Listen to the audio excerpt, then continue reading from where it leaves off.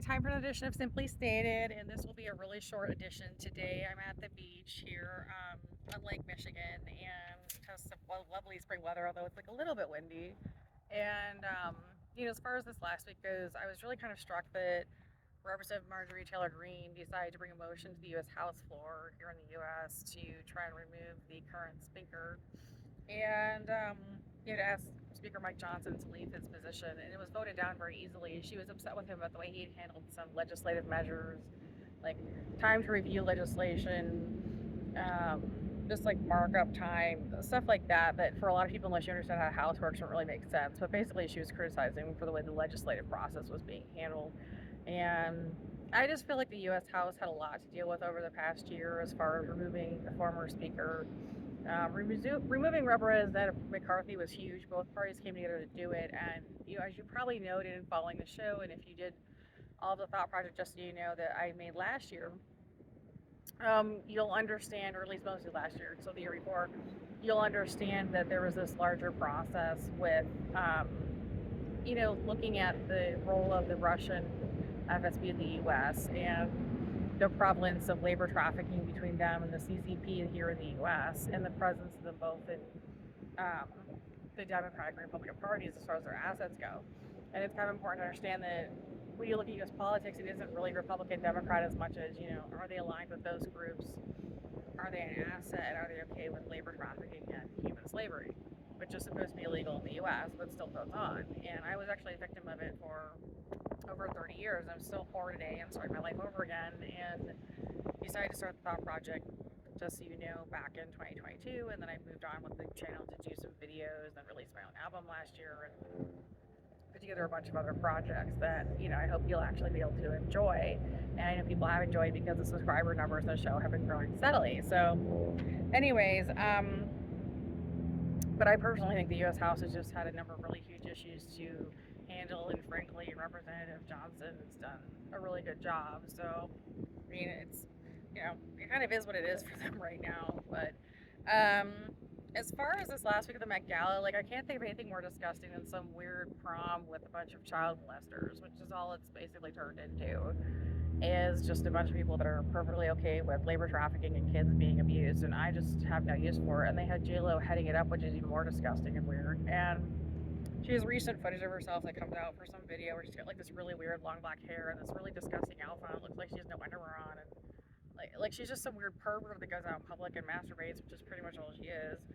And I just thought it was really strange that she's taken on that new video, especially like it specifically looks very Russian. I don't ask to have this stuff sent to me. Like I don't seek it out. It's just literally sent to me to look at. So, um, she's clearly going downhill. There's other footage of her dancing around this weird white outfit that just looks like a big diaper, and she's lip syncing. And there's all these comments about how she's an old woman and doesn't need to be dancing around like that. And where's her sense of self-respect? And I have no idea either. I mean, she's clearly not well liked. She's known as being a very violent person. She's stolen all material from people. She's never paid for it. She's pretty much in the same category that Beyonce and Taylor Swift are these days, is just being seen as modern day Nazis that don't want to pay people for their work and are extremely violent and tied to the Russian KGB, which is called the FSB out of Russia today. So, people, stop talking about these issues. I'll stop covering them when I know that some of them have been removed from the media altogether. Joss Whedon, if you're still unsure or even insecure in some of the ideas I've presented, for example, he stole some material from me, but he labor talked to a lot of other people and was extremely violent on sets and threatened to rape and kill former Speaker of the House Paul Ryan from Wisconsin. I grew up in Janesville, Wisconsin. As you know, the GM plant there was targeted and closed, and then also I had been moved there, and they deemed me the most attractive woman in the town, and then attacked me as well, and spent years beating up on me and trying to make sure I didn't have a career in Hollywood. Well, how would I have a career in Hollywood when I'm not some weird Russian mafia gangster, and my money for medical school was stolen at Luther College, and the college was culpable and never taken responsibility. And there's also the fact that when I tried to go to nursing school, there was problems again. There's been continued stalking throughout. Well, even today, actually, it's still an issue that I have to be careful about. And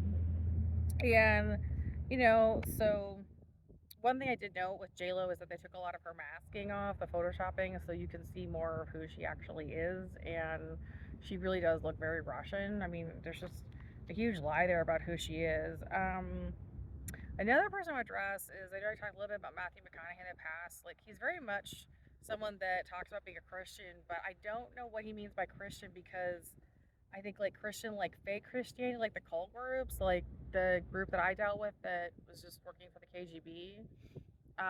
In the U.S., there's been a lot of questions about the nonprofit status for churches and freedom of religion. What it comes down to is that some of these churches and mosques, and like Kendrick has claimed to be Jewish and he's not, they lie about their religious backgrounds and they abuse people and torture them and demand things for free and are essentially just part of what's known as the Russian FSB today and also sometimes attached to the CCP out of China and have no respect for human rights or pay people and just waste people's money and time and are literally attacking people even in the schools today and make it difficult for anyone to get a proper education and messing with the healthcare system as far as people being doctors and nurses and kind of everything in the US culture. So and economy and that's not not a small thing. So what I'm saying about all of it is really just, I think he's very much somebody that I unfortunately did encounter in the past when I was young and I didn't like him. I thought he was just another weirdo that, talked a lot about Christianity and was very big on, I think, the part of Christianity about sacrifice. And, that's not really real Christianity. So if you're a Christian, you think other people should be trafficked or sold, then you're really not practicing it. And I'm just really tired. Like, there are certain shows I don't watch. I don't have time to watch The View. I have a life. I don't watch the Today Show. I watched it for a while when Kathy Lee was on, and especially if I had clients I took care of at home health who wanted to watch it, I would watch it. But looking at the show, the fact that they have Matt Lauer on there again, that, they've at times claimed to be liberal, like Matt Lauer is supposed to be a liberal, but he was very much aligned with the neocons who were into, a lot of whom were actually part of the Chinese CCP and actually part of the Russian FSB, and that's why they were so into traveling around the world and fighting with people because it was almost like them just fighting themselves in like weird setups to exchange information across the world. And so what you have to consider about all of it is, where's the honesty? There's no integrity in some of these shows, and then there's these celebrities presenting themselves that are just not celebrities at all. And what they stand for and what they value is just gross. And so that's what this show is about, and that's why I keep it short because we went through all the really heavy stuff on the Thought Project. Just so you know, um, interestingly, I'm just looking here at my notes. At one point, I remember the woman I nicknamed Karen. She's totally out of her music career now. It's been totally destroyed. Dua Lipa's getting horrible reviews. Taylor Swift is getting horrible reviews. J.Lo is finally getting horrible reviews. Beyonce is getting, blasted for their Nazi fight behavior. I call the Russian FSB stuff Nazism because that's what it is. It's tied to a lot of the skinhead movements in the U.S. and just kind of Nazi behavior. And unfortunately, it's tied to some behavior with Iran as well. I hate the fact that it all kind of ties around to one big loop, but it does. And, unfortunately, it really affected my life. So I just kind of like to tie it back together. But I want to get back to Karen's story. She did get punched out last year and then stopped performing. And since she has no more here for shows and doesn't sing anyways, she's someone who's decided to finally get out of it and not make any more music. But what's interesting is people kept demanding I give up some of the things that she had given to me as gifts. Well, the fact of the matter is that because she was out in LA in terms of the Hollywood scene, people had actually given her stuff to give to me.